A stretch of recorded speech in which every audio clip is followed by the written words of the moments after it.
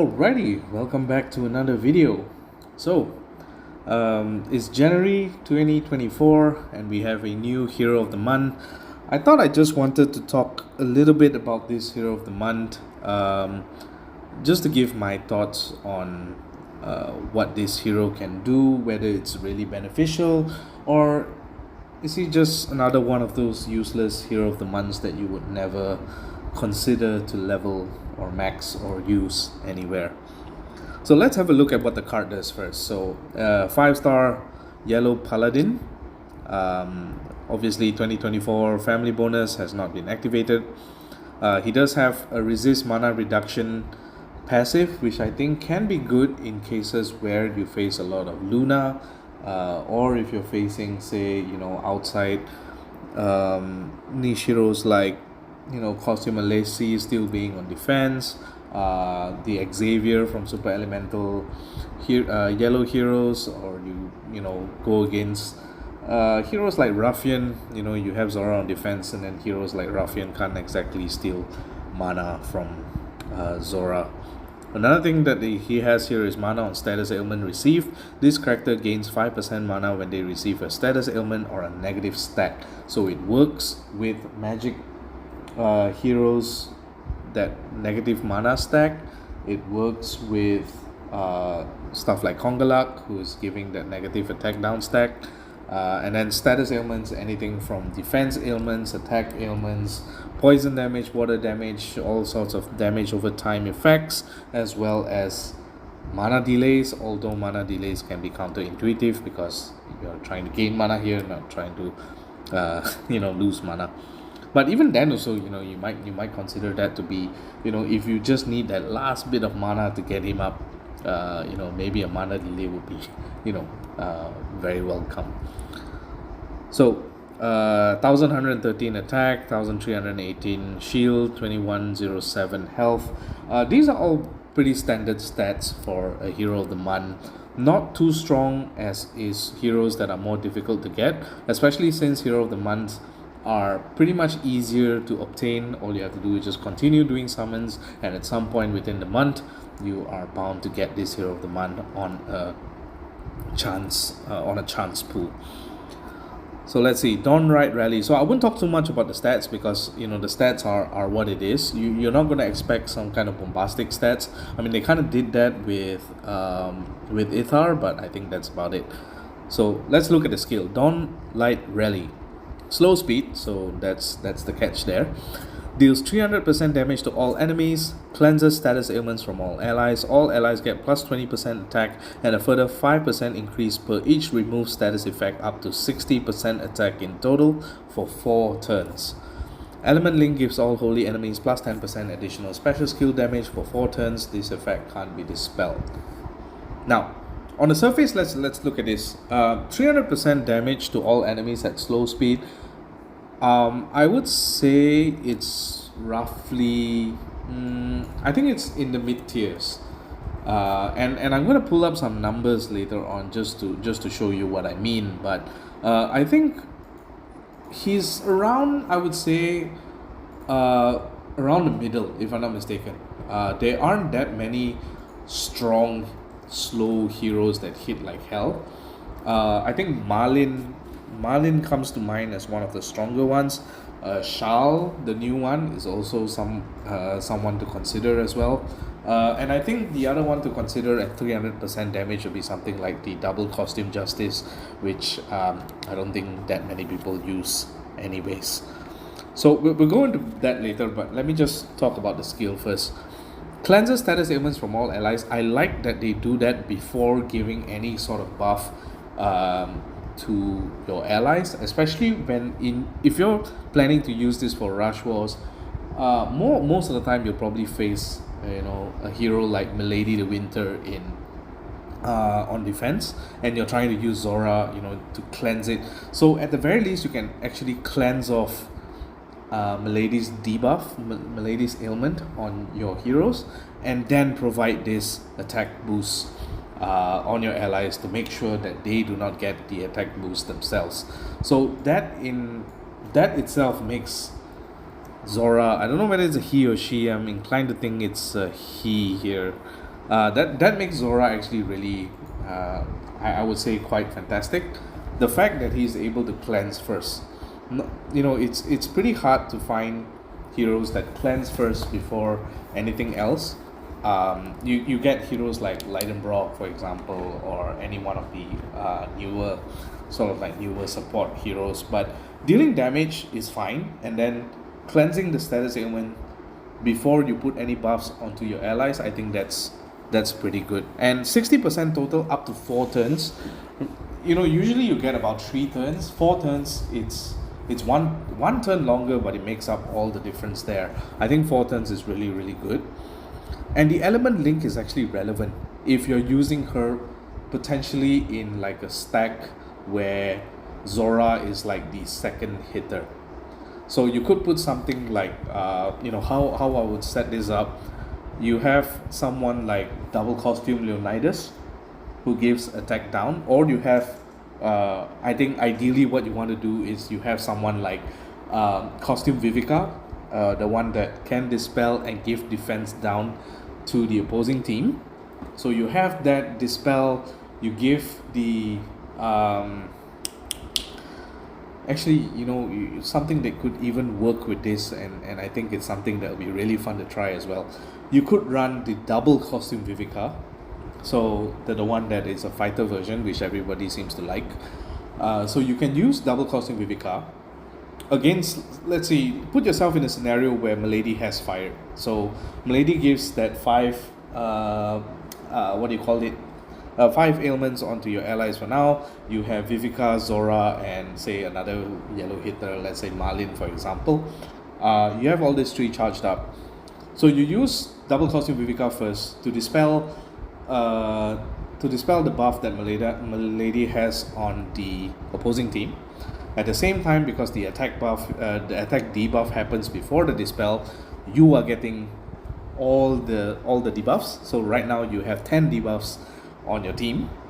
You use Zora as the second one to deal 300% damage. Obviously it's not going to be that much, but that's fine, because what you're doing is you're cleansing all the status ailments from all allies, and that gives you plus 60% attack, because the maximum here, to get the maximum of 60, you need to cleanse 8 status effects. So 8 is, as the last I could count, is less than 10.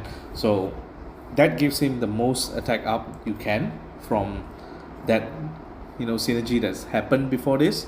And then you can use something like either Marlin, Charles, or even Xavier to deal like 300%, 325%, or 340% damage to all enemies with that 60% attack buff, and 10% additional special skill damage as well on top of that. So he's going to allow your third hitter, the final hitter, if you're playing a stack of 3-1-1, for example, the three yellow stacks, you're able to get the third guy to hit really, really, really hard. So I think for a hero like this, I wouldn't downplay this hero immediately to be like, oh, you know what, he's slow, he's useless. Bear in mind that recently we're getting a lot of heroes that are like average or slow speed that have this kind of like mana enhancements, things that affect you in such a way that you're able to gain mana from external circumstances that accelerate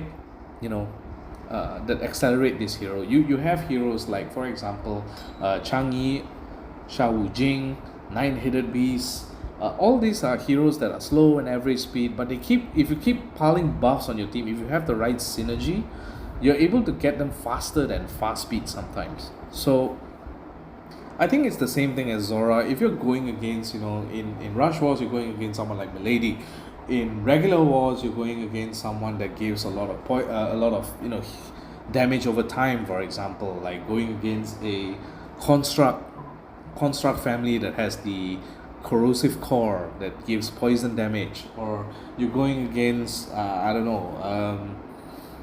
who else, the goblins, for example, that have that innate blind, for example, or you have going against Smart Tongue, for example, who's giving who's giving all that negative ailments as well. These things do add up, and especially with some heroes, with some defenses that you see that use magic heroes, for example, man, that's gonna help Zora get up to like average speed to kind of align itself with all the heroes that I'm talking about.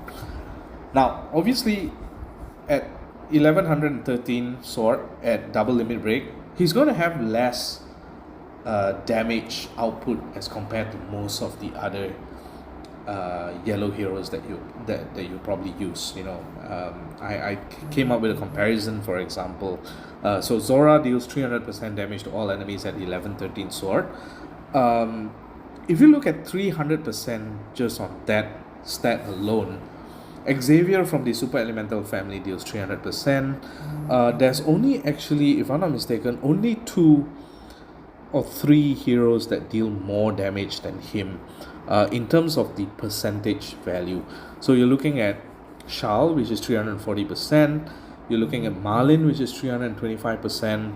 And then Ojima, if they have more minions, if there's minions, so it's a conditional one, because Ojima is only 275% initial damage, but he gets 30% extra damage for each minion that's around.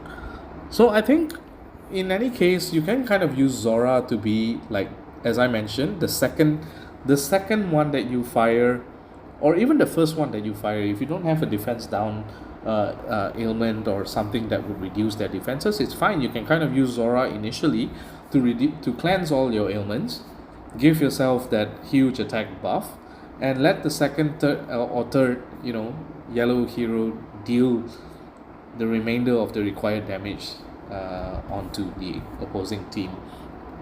Now on defense, obviously, as a slow hero, it's pretty hard to use Zora on defense outside of very fast wars. And I think even for very fast tournaments, you can kind of use Zora.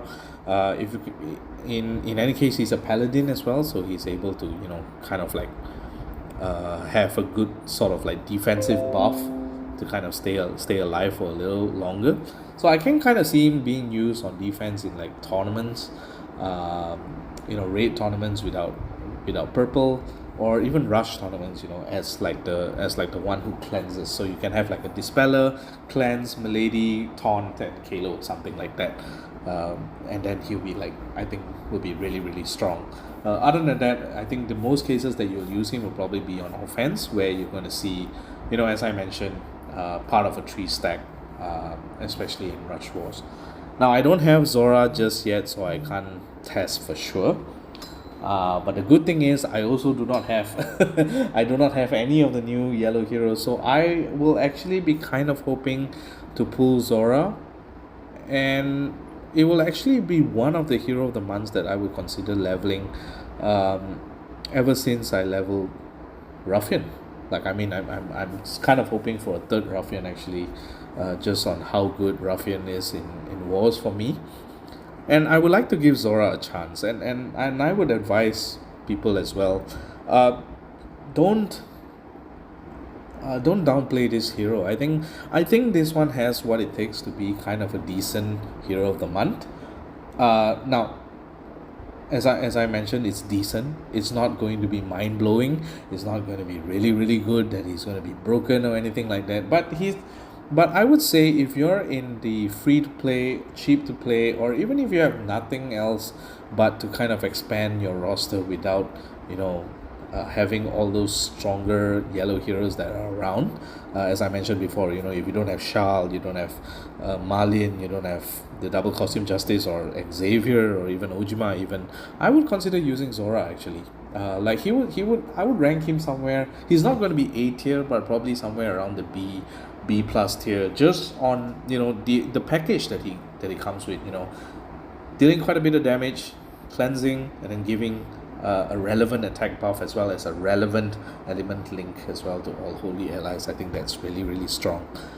So I hope this gives you guys a little bit of insight to this hero of the month, and hope that it helps your decision if you want to kind of choose between what you want to level, whether or not this can help you in very fast wars, because I know very fast wars can be very annoying to deal with. And you can never have enough cleansers or dispellers in very fast walls, especially when you're going against, Milady the Winter, or some form of, very fast defenses that can, quickly kill you with damage over time or ailment effects. So, yeah, that's it for this. Hope you guys enjoyed this video, and I'll see you guys in the next one. GG.